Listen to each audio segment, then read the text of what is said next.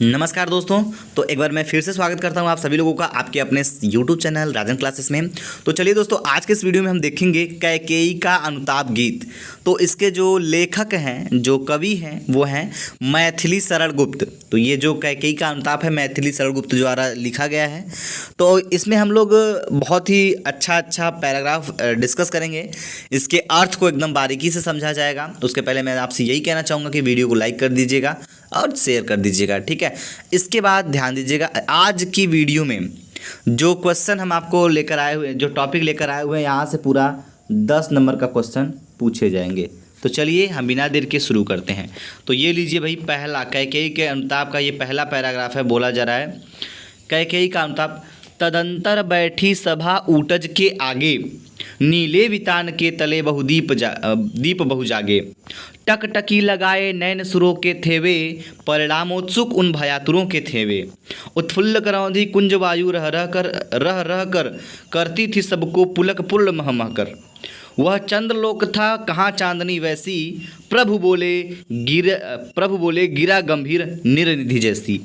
तो यहाँ पे ये जो पद्यांश दिया गया है, इस पद्यांश में पंचवटी मतलब जो वन में पंचवटी है, यानी कि श्री राम जब बन गए थे तो पंचवटी की प्राकृतिक छटा मनोहर वर्णन किया गया है। जो प्राकृतिक की सुंदरता है, प्राकृतिक के सौंदर्य है, उसका वर्णन उस समय का किया जा रहा है। उस समय का वर्णन है जब यहाँ भरत के साथ अयोध्यावासी श्री राम से भेंट करने के लिए रात्रि का सभा आयोजन किया गया था।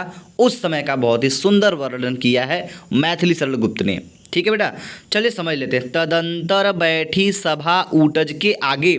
तदंतर माने इसके पश्चात, बैठी माने बैठ गई, सभा माने सभा, ठीक है। ऊटज माने कुटिया, जो श्री राम की कुटिया थी उसके आगे, ठीक है, उसके ऊटज के आगे, ठीक है। तो उनकी कुटिया के आगे क्या हो गई भाई, एक सभा का आयोजन किया गया, ठीक है। इसके पश्चात क्या किया गया, एक सभा बैठाई गई। कहाँ पे, ऊटज के आगे, श्री राम की कुटिया के आगे, ठीक है। ये पंचवटी का वर्णन किया जा रहा है दोस्तों, ध्यान दीजिएगा।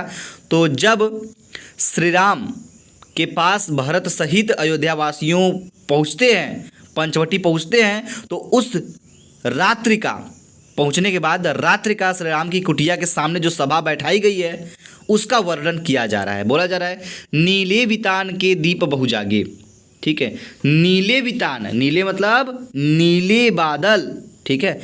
वितान माने मंडप के तले माने नीचे, दीप माने तारा, बहु जागे मतलब बहुत से, ठीक है। तो यहाँ बताया जा रहा है कि नीले वितान, उस नीले आसमान के नीचे, नीले आसमान रूपी मंडप के नीचे, जो नीला आसमान है उसको मंडप बताया जा रहा है, ठीक है। उसके नीचे इसे ऐसे देखने में आभास हो रहा है, ऐसा लग रहा है कि मानो आकाश रूपी मंडप में क्या हुआ है बेटा, आकाश रूपी मंडप में नीचे बहुत से तारे रूपी दीपक जगमगा रहे हों। ऐसा सुंदर वहाँ का उस प्रकृति का, उस दृश्य का बहुत ही सुंदर वर्णन किया गया है कि वह जो श्री राम की कुटिया के सामने जो सभा बैठाई गई थी, भरत सहित अयोध्यावासियों की जो सभा बैठाई गई थी श्री राम की कुटिया के सामने, वह ऐसी प्रतीत हो रही थी, इतना सुशोभित हो रहा था, ऐसा प्रतीत हो रहा था कि जैसे आकाश रूपी मंडप के नीचे तारे जैसे जगमगाते, ठीक है, जो तारे हैं वो तारे रूपी दीपक जगमगा रहे हों, इतने सुंदर वहाँ पे दिख रहा था। टकटकी लगाए नैन सुरों के थेवे। टकटकी मतलब लगातार देखना, ठीक है। टकटकी लगाए मतलब लगातार देखना। नैन मतलब नेत्र, सुरो मतलब वहाँ के जो लोग थे वे, तो क्या थे भाई, उस सभा में बैठे सभी लोग टकटकी लगाए, लगातार एकदम लगाए हुए थे, क्या, अपने नज़र को टिकाए हुए थे, लगातार देख रहे थे, टकाटक देख रहे थे, क्या, अपने आँख से देख रहे थे। नैन सुरों के थेवे, सुरो मतलब देवता, उस मंडप की जो सौंदर्य वर्णन है, जो सभा बैठाई गई है, उसको टकटकी लगाए देवता भी क्या कर रहे थे, अपनी आंखों से देख रहे थे। टकटकी मतलब लगातार देखे रहे थे। परिणामोत्सुक उन भयातुरों के थे वे। परिणामोत्सुक मतलब परिणाम को जानने के लिए उत्सुक थे। उन भयातुरों के थे वे। भयातुरों का मतलब क्या होता है बेटा, यहाँ पे होता है भयातुरों मतलब भयभीत। वो भयभीत थे। किस लिए भयभीत थे?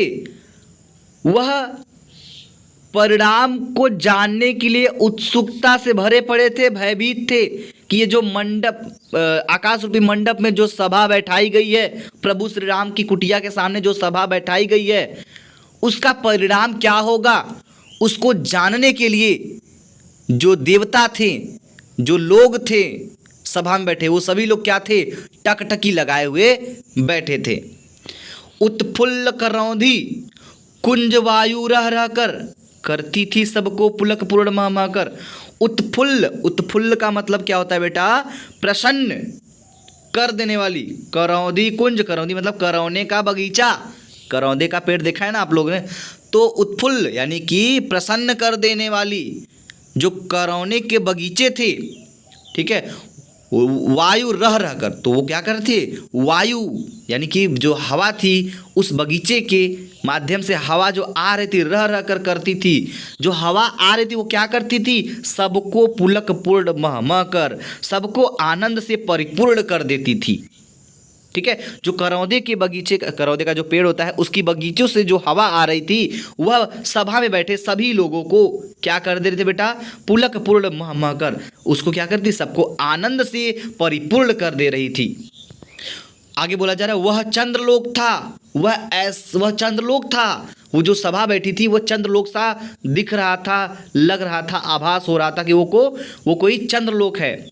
वो कहाँ चांदनी वैसी, यानी कि वैसी चांदनी कहाँ, वह चंद्रलोक था, वो चांदनी वैसी नहीं थी।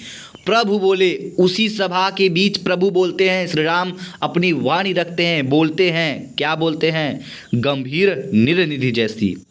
निरनिधि का मतलब होता है सागर, गिरा क्या भी, निरनिधि, निरनिधि मतलब होता है सागर, ठीक है, गिरा मतलब वाणी।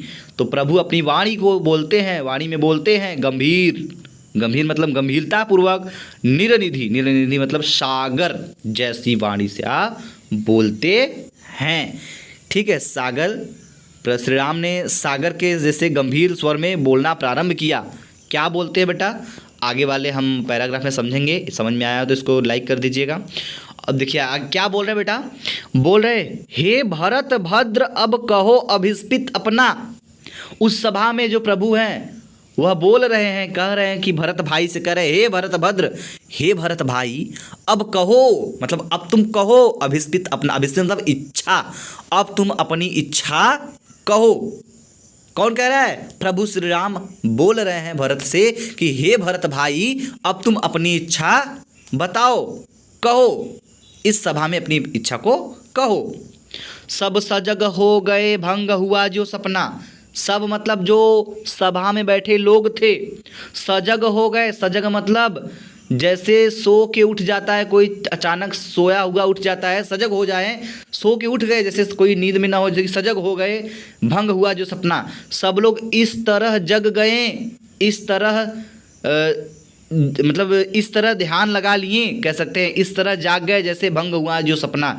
जिस प्रकार आप स्वप्न से, जिस तरह आप स्वप्न कोई देख रहे हैं, आपका स्वप्न टूट जाता है तो भंग हुआ जो सपना, सपना टूट जाने के बाद जिस तरह प्राणी जग जाता है, बिल्कुल वहाँ पे वैसा ही माहौल बना हुआ था। और वैसे ही सब क्या थे, सजग हो गए थे, सब ध्यान लगाए बैठे थे, किसमें, उस सभा में जब प्रभु श्री राम बोलते हैं कि हे भरतभद्र अब अपनी इच्छा कहो, तो सब लोग एकदम सजग हो जाते हैं। सजग मतलब जाग जाते हैं, सोए नहीं रहते हैं, जाग जाते हैं। जैसे सपने के टूट जाने के बाद इंसान जाग जाता है अच्छे से, वैसे सब लोग जग जाते हैं, एक तरीके से ये कह सकते हैं। ठीक है, हे आर्य रहा क्या भरत अभिस्पित अब भी। तो भरत भाई कह रहे हैं, क्या करें, भरत कह रहे हैं कि हे आर्य, हे भैया, यानी कि हे बड़े भ्राता, क्या रहा क्या भरत अभिस्पित, अब भी क्या हमारा कोई इच्छा रह सकता है। ठीक है। मिल गया अकंटक राज्य उसे जब तब भी, मिल गया मुझे अकंटक राज्य, ठीक है बेटा। अकंटक मतलब होता है एक छत्र, एक छत्र कह लीजिए या फिर क्या कह लीजिए, बाधा रहित, ठीक है।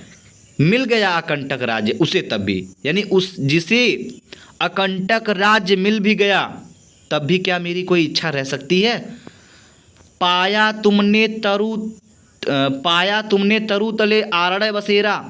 पाया मतलब उनको बोल रहे हैं, आपने क्या पाया पेड़ के नीचे, ठीक है।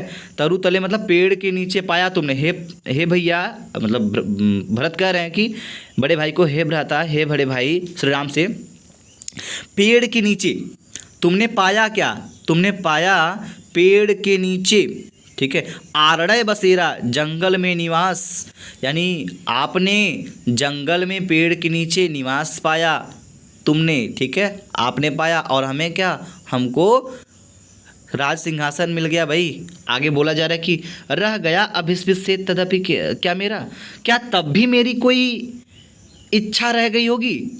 बड़े ही दुखी मन से कह रहे हैं भरत भाई, ठीक है। आगे बोल रहे हैं, तनु तड़प तड़प कर तप्त तातने त्यागा। तनु मतलब हो गया बेटा यहाँ पे आपके जो बोल रहे हैं कि तनु तड़प तड़प कर, जो ये अपने पिता के बारे में, तनु मतलब होता है तन कह सकते हैं शरीर, ठीक है। तनु शरीर तड़प तड़प कर तप्त मतलब दुखी में, दुखी से, तड़प तड़प कर, दुख से तड़प तड़प कर तात ने त्यागा, यानी कि तात मतलब क्या होता है, पिता, ठीक है। तात मतलब पिता ने त्यागा, कहने का मतलब कि पिताजी ने दुख में तड़प तड़प कर अपने प्राण जो है त्याग दिया। आपके वन चले जाने के बाद जो पिताजी थे उन्होंने तड़प तड़प कर आपके दुख में अपने प्राणों का त्याग कर दिया। क्या रहा अभिस्पित और तथापि अभागा, क्या अब भी इस अभागे का कोई इच्छा रह गया है। अपने आप को अभागा दिखा रहे भरत जी उस भरी समाज में, और जो समाज, वो जो बैठे हुए सभा में सभी लोग, उनके संवाद भरत और प्रभु श्री राम के बीच की जो बातें हो रही हैं उनको टकटकी लगाए सब देख रहे हैं। देवतागण एकदम नज़र टिकाए हुए हैं। उस जो चंद्रलोक से जो चांदनी दिखाई दे रही है, जो पंचवटी का सौंदर्य वर्णन बताया जा रहा है, उसमें इस तरह का दृश्य जो देखने को मिल रहा है वहाँ पे इतना बताया जा रहा है। आगे बढ़ते हैं बेटा, आगे बोला जा रहा है, हाँ इसी आयस के हेतु जनन था मेरा, ठीक है बेटा। यहाँ बताया जा रहा है कि आशय माने बदनामी, ध्यान दीजिए, के लिए, बदनामी के लिए जनन था मेरा, जनन मतलब जन्म, ठीक है। तो बोल रहा है हाँ, इसमें क्या बताया जाए, थोड़ा सा ध्यान दीजिएगा। इस पैराग्राफ में बोला जा रहा है कि इसमें जो श्री राम हैं, ठीक है, राम के पूछने पर भरत अपनी बातों में, ठीक है, प्रभु के सामने रख रहे हैं, अपनी माता कैकेयी के किए गए पछतावा को व्यक्त कर रहे हैं और स्वयं को क्या कर रहे हैं, अपनी नज़र में क्या कर रहे हैं, गिरा कर बात कर रहे हैं, अपेक्षित बता रहे हैं, ठीक है बेटा। चलिए समझते हैं। हाँ इसी आशय के लिए जनन था मेरा, हाँ बोले भरत, बोला हाँ इसी आयस का मतलब मैंने बताया बदनामी, इसी बदनामी के लिए जनन था मेरा, मेरा जन्म हुआ था। निज जननी ही, यहाँ बोला जाए निज मतलब अपनी जननी ही के हाथ हनन था मेरा। जननी माने माता, ठीक है, जननी माने माता, ही के हाथ, उन्हीं के हाथों, हनन था मेरा, हनन मतलब मृत्यु, हत्या। कह रहे हैं कि हाँ इसी के लिए मेरा, मतलब इसी बदनामी के लिए मेरा जन्म हुआ था और अपनी माता के ही हाथ हनन था मेरा, मेरी हत्या लिखी, मतलब हाँ हत्या था मेरा, एक तरीके से कह सकते हैं। जो कैकेयी हैं वह जब भरत के लिए क्या ले लेती हैं, राज सिंहासन, और प्रभु श्री राम के लिए वनवास का फैसला जो लेती हैं, इसी पे यहाँ पे भरत जी अपने आप को बहुत शर्मिंदगी महसूस कर रहे हैं और वो अपनी बातों को प्रभु श्री राम के सामने बोल रहे हैं और बोले अब कौन अभिस्पित और आर्य वह सब वह किसका। अब कौन अभिस्पित, अब कौन अभागा, और आर्य वह किसका, संसार नष्ट संसार नष्ट है, भ्रष्ट हुआ जिसका घर। तो कह रहे हैं क्या अब भी मेरी कोई इच्छा बाकी है? इस अभागे की क्या इच्छा हो सकती है? भाई से बोल रहे हैं अपने, ठीक है। अब कौन सी इच्छा मेरी रह जाएगी? संसार नष्ट है, जिसका संसार नष्ट हो चुका है, भ्रष्ट हुआ घर जिसका, जिसका घर भ्रष्ट हो चुका है। मुझसे मैंने आज स्वयं ही मुंह फेरा, मैंने आज खुद से ही मुंह को फेर लिया। हे आर्य, हे बड़े भैया, यानी हे प्रभु श्री राम को बोल रहे हैं, बता दो तुम ही अभिस्मित मेरा, अब तुम ही बता दो मेरी क्या इच्छा रह गई होगी। आगे बोले, प्रभु ने भाई को पकड़ हृदय पर खींचा, और प्रभु श्री राम तभी अपने भरत भाई को अपने हृदय के पास खींचते हैं और उसको गले लगा देते हैं, ठीक है। रोदन जल से रोदन जल से सविनोद उन्हें फिर सींचा। कहने का मतलब उनको अपने तरफ खींचते हैं। आज मैं स्वयं ही जब अपनी सारी व्यथाएं बताते हैं तो भरत जो सुनकर होते हैं, भरत भाई, उनकी सारी बातों को सुन करके प्रभु जो है प्रसन्नता के कारण उनकी आंखें भर आती है और भावुक होकर भरत को की प्रशंसा करते हुए उनको क्या करते हैं, अपने गले से लगा लेते हैं, ठीक है। बोला जा रहा है उनके आशय की थाह मिलेगी किसको, जानकर जननी ही जान न पाई मुझको। कह रहे हैं कि उसके आशय का मतलब क्या होता है, उसकी क्या आशय है होगी, उसकी आशय का क्या थाह मिलेगी किसको, मतलब मैं अपने माता जी को बताया उसको क्या आशय मिलेगी मेरी। जनकर मतलब जानकर ब जननी जान न पाई किसको, जिसको, तो जानकर भी जननी यानी माता जानकर भी जो मुझे जान नहीं पाई, ठीक है, उसका क्या आशय हो सकता है। ये भरत भाई अपने श्री राम प्रभु से बता रहे हैं, ठीक है। तो एक तरीके से कह रहे हैं कि जो कैकेयी हैं उनकी गहराई और कौन समझ सकता है, ठीक है। जब उनको जन्म देने वाली स्वयं माता उनकी नहीं समझ पाई भरत को, तो और कौन समझेगा। इतना शर्मिंदगी महसूस कर रहे हैं भरत भाई अपनी माता कैकेयी के कारण, ठीक है बेटा। तो मैंने यहाँ पे 3 पैराग्राफ क्लियर किया, आपको कैसा लगा ये मुझे कमेंट सेक्शन में बताइएगा। इसके बाद हम अगले नेक्स्ट पार्ट में भाग 2 में आपको इसके आगे की जो है, चलिए तो अगला पैराग्राफ जो है इसमें क्या बताया जा रहा है, ध्यान दीजिएगा। बोला जा रहा है यह सच है तो अब लौट चलो तुम घर को, चौंके सब सुनकर अटल कैकेयी स्वर को, सबने रानी की ओर अचानक देखा, वैधव्य तुषारावृत्ता यथा विधु लेखा, बैठी थी अचल तथापि असंख्य तरंगा, वह सिंही अब थी हा गौमुखी गंगा। हाँ जनकर भी मैंने न भरत को जाना, सब सुन ले तुमने स्वयं अभी यह माना। यह सच है तो फिर लौट चलो घर भैया, अपराधीन मैं हूँ तात तुम्हारी मैया। चलो बेटा बहुत इंपॉर्टेंट है, आइए मैं इसका एकदम अच्छे से एक्सप्लेनेशन कर देता हूँ और इसका अर्थ एकदम ध्यान समझिएगा। इस पद्यांश में क्या बताया जा रहा है, पहले मैं इसका एक बार आपको बता देता हूँ। इस पद्यांश में राम की बात को सुन करके कैकेयी जो माता कैकेयी हैं, वह स्वयं को दोषी सिद्ध करती हुई उनसे अयोध्या लौट चलने की बात कहती हैं। और किस तरह कह रही हैं, बड़ा ही सुंदर वर्णन किया गया है मैथिली सरल गुप्त द्वारा। तो आइए मैं इसको समझाता हूँ आपको। बोला जा रहा है यह सच है तो अब लौट चलो तुम घर को, ठीक है। अगर यह सब सच है जो प्रभु बोल दिए हैं अपनी वाणियों में, जितना मैंने आपको बताया अभी, बोले अगर यह सच है तो अब तुम लौट चलो घर को। तो अब तुम क्या करो, अब तुम वापस अयोध्या घर वापस लौट चलो। चौंके सब सुनकर अटल कैकेयी के स्वर को, सभा में बैठे लोग, सभी लोग देवतागण जो टकटकी लगाए देख रहे थे, वो सभी लोग क्या होते बेटा, चौंक जाते हैं, आश्चर्य हो जाते हैं। सब सुनकर अटल कैकेयी के स्वर को, जो कैकेयी के अटल स्वर थी, जो उन्होंने कहा था अटल स्वर में, वह सुन करके सभा में बैठे सभी लोग क्या हो जाते हैं, चौंक जाते हैं। अचानक क्या होते हैं, चौंक उठते हैं। सबने रानी की ओर अचानक देखा और सभी लोग क्या करते हैं, अब उधर से सभा में बैठे हैं, अब क्या करते हैं सब लोग रानी कैकेयी को देखने लगते हैं। क्यों? क्योंकि वो ऐसी बात ही बोल दी हैं। जिन्होंने जो अटल कैकेयी थी भाई, उन्होंने जो बोल दिया तो वो हो गया, लेकिन अब वो कहती है कि चलिए आप घर लौट चलिए श्री राम को, तो जो सभा में बैठे लोग हैं वो टकटकी मतलब फिर जो अचानक क्या कर लेते हैं, कैकेयी की ओर देखने लगते हैं। ठीक है बेटा, इस तरह से सब ने क्या कर लिया, रानी कैकेयी की ओर अचानक देखने लगते हैं। वैधव्य तुषारावृत्ता यथा विधुलेखा, तो यहाँ बोला जा रहा है बेटा जो तुषारावृत्ता है, कुहरे से ढकी हुई, यहाँ बताया जाए कुहरे से ढकी हुई। वैधव्य मतलब वैधव्य का जो यहाँ बताया जाए, वैधव्य का मतलब होता है विधवापन। ठीक है, जो विधवापन कैकेयी का दिख रहा था, जो सफ़ेद साड़ी धारण किया था उन्होंने उस सभा में, वह कैसी प्रतीत हो रही थी।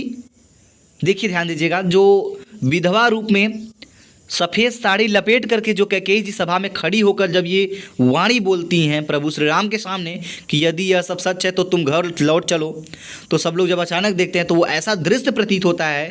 तो यहाँ बोला जा रहा है कि क्या बोला जा रहा है, वैधव्य मतलब विधवापन, तुषारावृत्ता मतलब कुहरे से ढकी हुई, सफ़ेद साड़ी में ऐसी प्रतीत हो रही थी जैसे कुहरे से क्या ढका हुआ है, यथा विधुलेखा, कुहरे से ढकी हुई विधुलेखा। चंद्रमा की जो चांदनी है, जो चंद्रमा की रेखाएं हैं, वह क्या हो गई हैं बेटा, वो स्थिर हो गई हैं, रुक गई हैं। ठीक है, आगे बोला जा रहा है विधुलेखा, जो विधि में लिखा गया है, यहाँ बोला जा रहा है बैठी थी अचल तथापि, बैठी थी यानी कि स्थिर, अचल मतलब चल नहीं रही थी, बैठी हुई थी, बैठी थी अचल, बैठी थी अचल मतलब चल नहीं रही थी, तथापि, ठीक है, तभी असंख्य तरंगा मतलब अनगिनत लहरों वाली, वह सिंही अब थी हाहा गोमुखी, असंख्य तरंगों के समान वह सिंहनी, जो जैसे सिंहनी की तरह प्रतीत होने वाली, अब गंगा की तरह क्या दिख रही है, एकदम शांत दिख रही है। हाँ जानकर भी मैं न जान पाई भरत को, तो कह रही हैं मैं जानकर भी भरत को नहीं जान पाई। कैकेयी कह रही हैं जो सिंहनी सी प्रतीत होने वाली, असंख्य तरंगिया की तरह जो सिंहनी की प्रतीत होने वाली कैकेयी थी, वह अब कैसी दिख रही बेटा, एकदम गंगा मुखी यानी गंगा की तरह दिख रही हैं। और वो कह रही हैं कि हाँ जानकर मैंने भी जानकर भी मैंने भरत को नहीं जान पाया, यानी जानते हुए भी मैंने भरत को जान नहीं पाया। आगे और ये भी करिए, सब सुन ले तुमने स्वयं अभी यह माना। ठीक है, कह रहे सब सुन ले, सब लोग सुनो, तुमने स्वयं अभी यह माना। यह जब सारी बातें जो होती हैं श्री राम और भरत के बीच की बातें, वो सभी को सुनकर कहती हैं तुमने स्वयं, ठीक है, तुमने स्वयं अभी यह जाना, तुमने स्वयं अभी यह माना, तो मैंने अभी स्वयं यह मानती हूँ, ये सभी लोग सुन लो। यह सच है तो फिर लौट चलो घर भैया, अगर यह सब सच है तो अब तुम घर लौट चलो मेरे प्यारे भैया, अर्थात मेरे बेटे, उनको एकदम प्यार से बोलिए हे भैया अब मेरे घर लौट चलिए। ये माता कैकेयी बोल रही हैं, बहुत ही विनम्र अपने आवाज़ों में बोल रही हैं कि अगर यह सब सच है बेटा तो अब तुम क्या करो, अयोध्या वापस घर लौट चलो। और ये भी बताया जाए अपराधीन मैं हूँ, तात तुम्हारी मैया, तुम्हारे पिता की मैं अपराधीन भी हूँ, क्योंकि तुम्हें जब वनवास हो गया तो वो आपके दुख में, विरह में अपने प्राण को त्याग दिया। अर्थात यहाँ पे खुद को अपराधीन भी सिद्ध कर रही हैं कैकेयी जी, खुद को अपराधीन दिखा रही कि अपराधीन मैं हूँ, मैं अपराधीन हूँ, तात तुम्हारी मैया, तुम्हारे पिता की मैं, तुम्हारी माता जो मैं हूँ वो तुम्हारे पिता की क्या हूँ, अपराधीन मैं हूँ। बात समझ आ रही बेटा? चलो आगे बढ़ते हैं, बहुत इंपॉर्टेंट है, आगे बढ़िए। यहाँ बोला जा रहा है दुर्बलता का ही चिन्ह विशेष शपथ है, पर अबला जन के लिए कौन सा पथ है। यदि मैं उत्कसाई गई भरत से हूँ तो पति समान पुत्र स्वयं पुत्र भी खोऊँ, ठहरो मत रोको मुझे, कहूँ सो सुन लो, पाओ यदि उसमें सार उन सबको चुन लो, करके पहाड़ सा पाप मौन रह जाऊँ, राई भर भी अनुताप न करने पाऊँ, थी छत्र शशि निशा ओष्ठ पकती रोती थी, नीरव सभा हृदय थपथपाती, उल्कासी रानी दिशा दीप्त करती थी, सब में भय विस्मय और खेद भरती थी। चलो बेटा, बड़ा ही सुंदर वर्णन किया गया है यहाँ पे, मैं इसको एक एक लाइन बताता हूँ। यहाँ बोला जा रहा है कि इसमें पहले बोला क्या जा रहा है ये समझ लीजिए। इस पद्यांश में जो इस पद्यांश के माध्यम से कवि जो हैं, जो मैथिली शरण गुप्त जी हैं, वह कैकेयी के पश्चाताप को अपूर्ण ढंग से क्या कर रहे हैं, व्यक्त करने की कोशिश कर रहे हैं। क्या बता रहे हैं, बोल रही हैं, उस सभा में बैठी बोल रही हैं, दुर्बलता का ही विशेष शपथ है, यानी कि दुर्बलता जो होती है विशेष शपथ, विशेष चिन्ह शपथ, जो दुर्बलता होती है उसका विशेष चिन्ह क्या होता है, विशेष पहचान जो होता है शपथ होता है। जो कमजोरी होती है उसके लिए कसम खाते हैं, सब शपथ है, ठीक है। तो दुर्बलता के लिए अगर जो विशेष चिन्ह है वो शपथ है, पर अबला जन के लिए कौन सा पथ है, मैं अबला नारी के लिए कौन सा पथ है बेटा, बताओ मुझे। एक दुर्बलता जो होता है, जो दुर्बलता होता है उसका एक विशेष चिन्ह होता है कि शपथ लेते हैं लोग, लेकिन मैं अबला जन के लिए कौन सा पथ है, मेरे लिए कौन सा रास्ता है, ये मुझे बताओ। यदि मैं उकसाई गई भरत से हूँ तो पति समान पुत्र भी खोऊं। कह रहे यदि मैं भरत के द्वारा उकसाई गई हूँ, चढ़ाई बढ़ाई गई हूँ, तो पति समान पुत्र भी, जिस प्रकार मेरे पति चले गए उसी प्रकार मैं अपने पुत्र को भी खो दूँ। ये सभा में बोल रहे हैं कि अगर मैं भरत के द्वारा उकसाई गई हूँ, चढ़ाई बढ़ाई गई हूँ, तो पति समान पुत्र को भी मैं खोऊं। और यहाँ बताया जा रहा है कि ठहरो मत रोको मुझे कहूँ सुनो सो सुन लो। ठहरो यानी रुको, मत रोको मुझे। इस सभा में बोले ठहरो सभी लोग और रुको मत मुझे, और जो मैं कह रही हूँ सब लोग सुन लो। पाओ यदि उसमें सार, उस सब को चुन लो। अगर मेरी बातों में कोई सार पाओ तुम लोग, सार का मतलब अगर कोई निचोड़ पाओ, ठीक है, अगर मेरी बातों में कोई निचोड़ पाओ तो उसे सब लोग चुन लो, ठीक है। और यहाँ बोला जा रहा है करके पहाड़ सा करके पहाड़ सा पाप। पाप मतलब घोर अपराध करने के बाद भी मौन रह जाऊं, क्या मैं चुप रह जाऊं? राई भर भी अनुताप न करने पाऊं, क्या मैं तनिक भी रत्ती भर भी क्या कर पाऊं, बहुत थोड़ा सा भी पश्चाताप न करने पाऊं?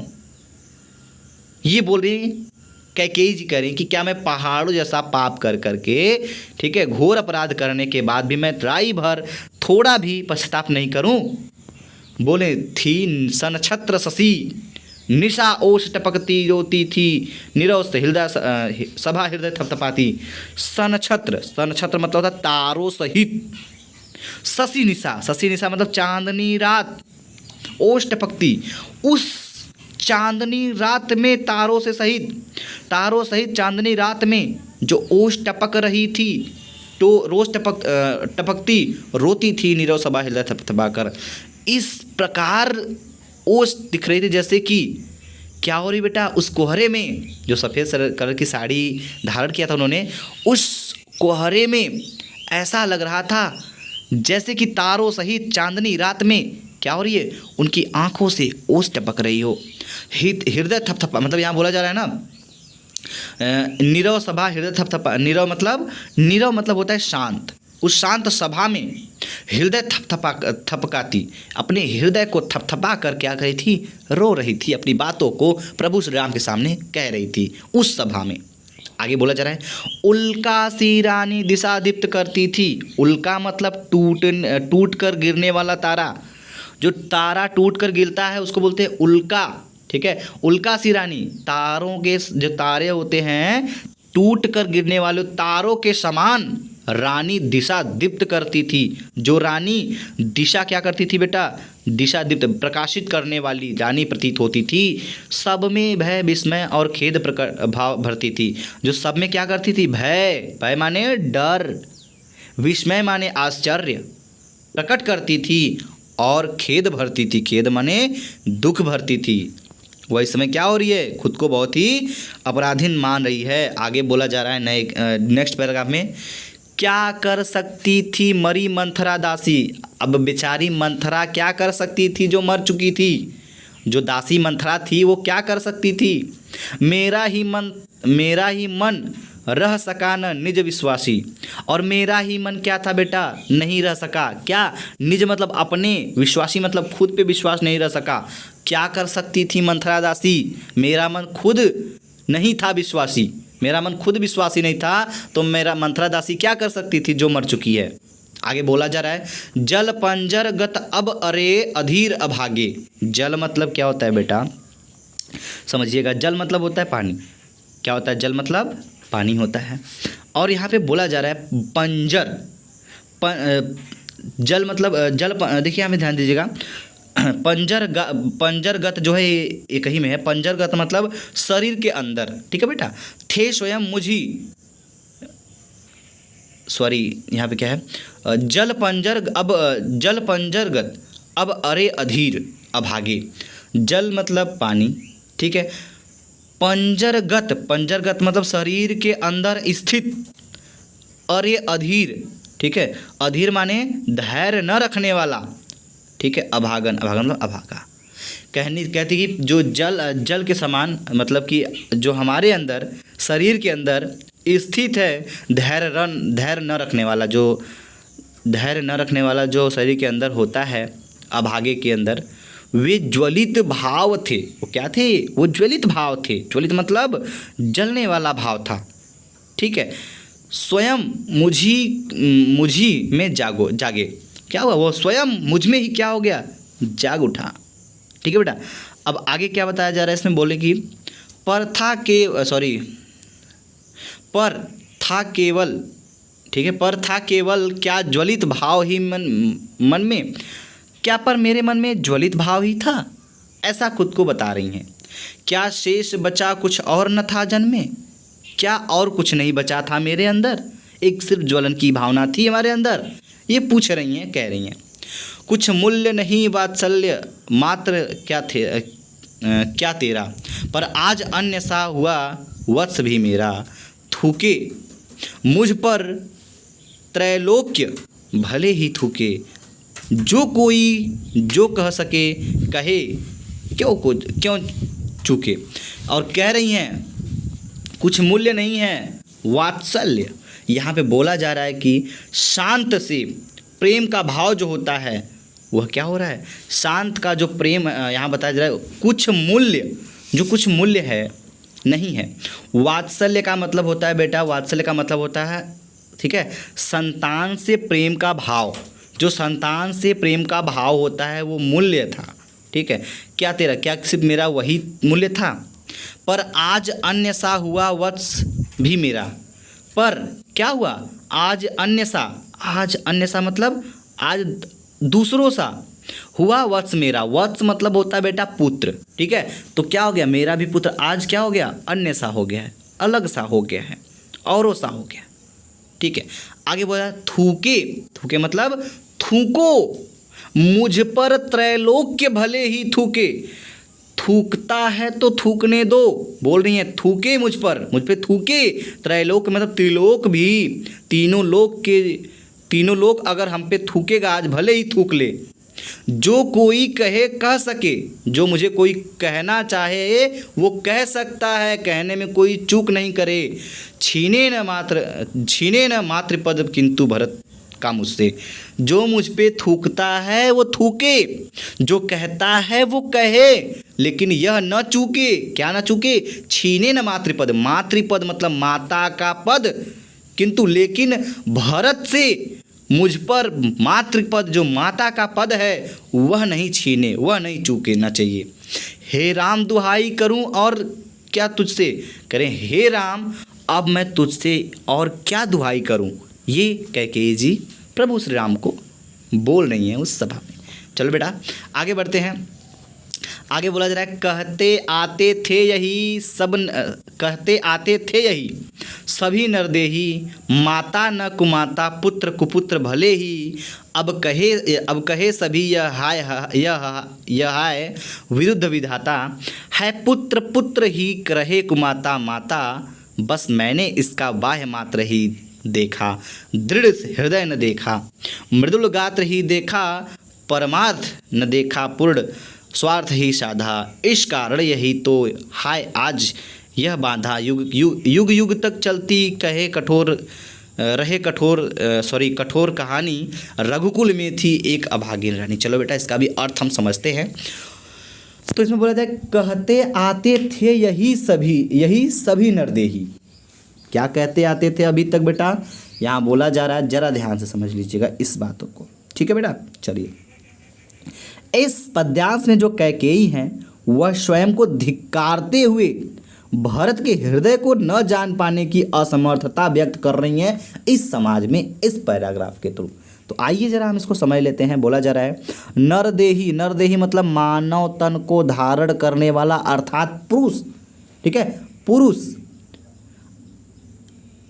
कहते आते थे, यानी अभी तक तो ये कहते आते थे मानव पुरुष में, यानी कि मनुष्यों में अभी तक सभी लोग यही कहते आते थे, माता न कुमाता, पुत्र कुपुत्र भले ही। माता कभी कुमाता नहीं हो सकती, पुत्र भले ही कुपुत्र हो जाए, ऐसा मनुष्यों में लोग अभी तक सब लोग कहते आते थे। क्या कहते थे? अभी तक सभी लोग यही कहते आते थे ना, मनुष्यों में अभी तक सभी लोग यही कहते आते थे कि माता न कुमाता, माता कभी कुमाता नहीं हो सकती, पुत्र कुपुत्र भले ही, पुत्र भले ही कुपुत्र हो जाए। लेकिन बेटा यहाँ बोला जा रहा है अब कहे सभाय, अब कहे सभी यह हाय, हाय अब सब यही कहेंगे, विरुद्ध विधाता, उस विधाता के विरुद्ध यही कहेंगे कि है पुत्र पुत्र ही, लेकिन यहाँ पुत्र तो पुत्र ही है, रहे माता कुमाता, रहे कुमाता माता, लेकिन माता यहाँ पे क्या है? कुमाता हो रही हैं, खुद को क्या कर रही हैं? खुद को यहाँ पे बहुत ही शर्मिंदाशील महसूस कर रही हैं और ये बता रही हैं, ठीक है, कि आज मैं यहाँ पे माता कुमाता हो गई लेकिन पुत्र कुपुत्र नहीं हो पाया।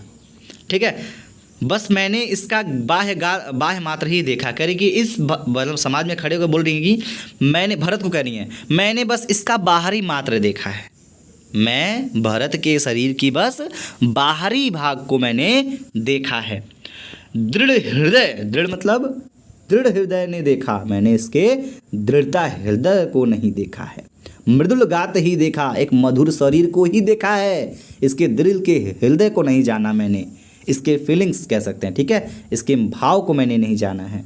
परमार्थ न देखा, ठीक है, परमार्थ का मतलब क्या होता है बेटा? यहाँ परमार्थ मैंने उसका नहीं देखा है। आगे क्या बोला जा रहा है बेटा? ध्यान दीजिएगा, यहाँ बोला जा रहा है, ध्यान दीजिएगा, परमार्थ मतलब होता है दूसरों का हित ही देखा है मैंने, ठीक है, दूसरों का हित देखा है। पूर्ण स्वार्थ ही साधा, मैंने पूर्ण स्वार्थ साधा, इससे क्या साधा भाई? इस कारण ही तो हाय आज यह बाधा, इसी कारण तो आज यह बाधा उत्पन्न हुई है। युग युग तक चलती रहे कठोर कहानी, कह रही हैं कि अब युग युगों तक चलती रहेगी यह कठोर कहानी कि रघुकुल में थी एक अभागिन रानी। अब सब लोग यही कहेंगे, युग युगों तक यानी कई वर्षों तक, अब कई युग तक लोग यही कहेंगे, यही कहानी चलती रहेगी, एक कठोर कहानी चलती रहेगी। रघुकुल, रघुकुल में क्या थी? एक अभागिन रानी थी, कैकेयी खुद को अभागिन बता रही है वहाँ पे। समझ में आ गया?